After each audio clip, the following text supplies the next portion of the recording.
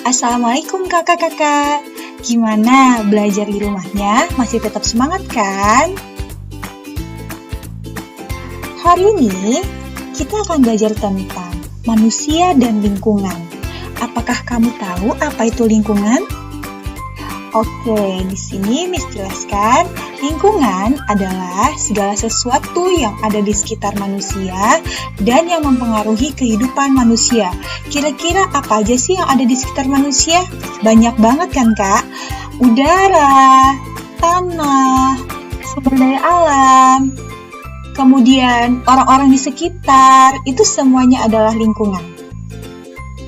Nah, kamu tahu tidak sebenarnya apa sih fungsi lingkungan bagi manusia? Aku belum tahu. Yuk kita tanya Miss Tetin. Nah, fungsi lingkungan bagi manusia itu ada 3, Kak.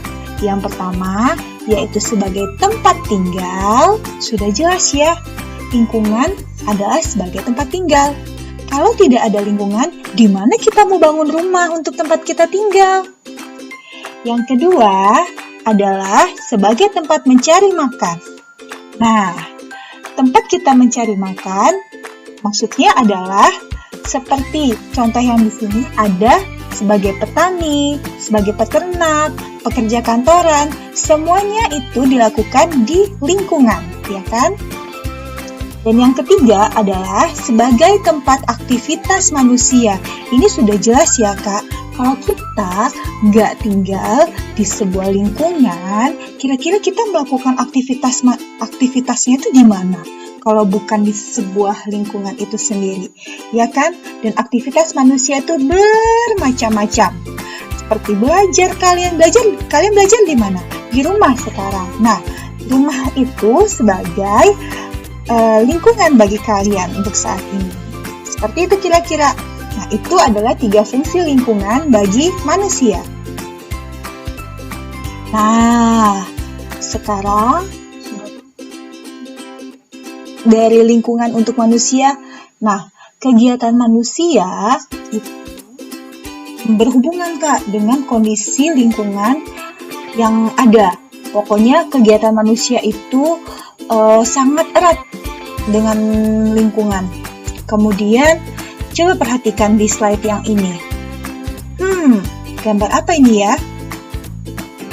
Menurutmu, apa ya akibat dari kegiatan manusia tersebut bagi lingkungan? Nah, ini soal pertama ya, Kak. Soalnya ditulis di buku tulis kalian dan dijawab ya, Kak. Oke, kita lanjut ke selanjutnya. Nah, kegiatan manusia ternyata dipengaruhi juga loh, Kak, dengan kondisi geografis. Apa itu kondisi geografis, Miss? Yuk kita ingat-ingat lagi, pasti kalian udah tahu.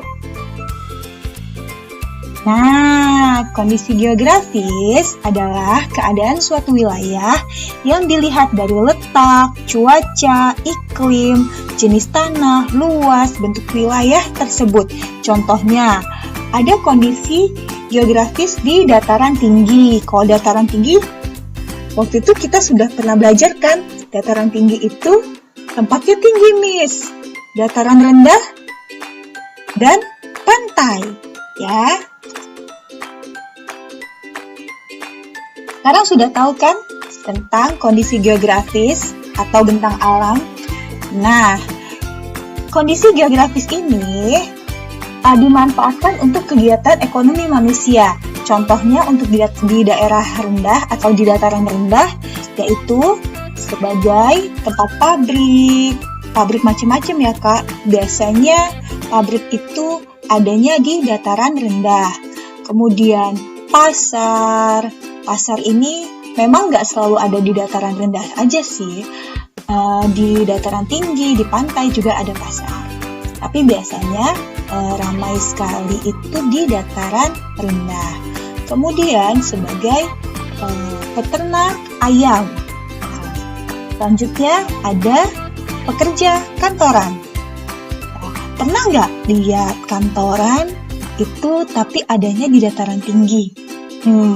Nah, selain 4 contoh ini, masih banyak lagi ya, Kak, contoh dari pemanfaatan bentang alam untuk kegiatan ekonomi manusia. Nah, sekarang kondisi geografis atau bentang alam dataran tinggi yang bisa dimanfaatkan untuk kegiatan ekonomi manusia. Yang pertama adalah sebagai tempat wisata. Dataran tinggi biasanya banyak tempat-tempat wisata seperti air terjun atau tempat wisata lainnya. Yang kedua, sebagai jasa penginapan atau villa. Nah, jadi bukan cuma hanya berbentuk barang ya Kak, tapi juga bisa menghasilkan jasa seperti penginapan atau villa. Biasanya ini di daerah Bandung banyak ya Kak. Kemudian di Lampung juga banyak sih villa-villa di dataran tinggi. Nah, yang ketiga adalah sebagai tempat bertani sayuran.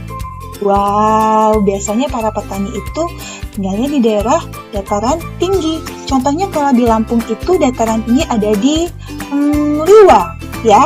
Liwa itu dataran tinggi. Daerahnya sejuk dan tanahnya cocok untuk bertani sayuran. Selanjutnya, kondisi geografis atau bentang alam daerah pantai yang bisa dimanfaatkan untuk kegiatan ekonomi manusia. Contohnya, sebagai jasa transportasi pelabuhan, ya. Jadi biasanya karena Indonesia ini terdiri dari beribu-ribu pulau, biasanya dipisahkan oleh selat. Nah, untuk transportasi antar pulau, biasanya itu kita ke pelabuhan ya Kak. Ke tempat kita itu namanya Pelabuhan Bakauni untuk ke Pulau Jawa, untuk menyeberang ke Pulau Jawa. Kemudian sebagai mata pencaharian nelayan. Kemudian yang selanjutnya sebagai tempat wisata. Siapa yang suka berlibur ke pantai?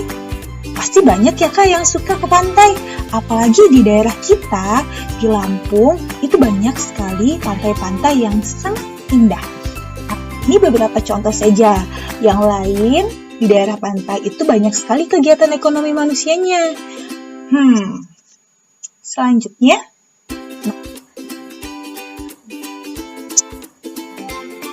sangat erat hubungannya kan Kak? Oke, sekarang Miss punya soal kedua.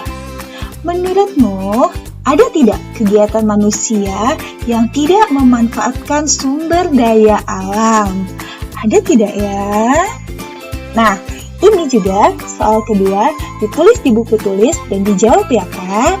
Oke, jawabannya nanti Miss tunggu nanti malam.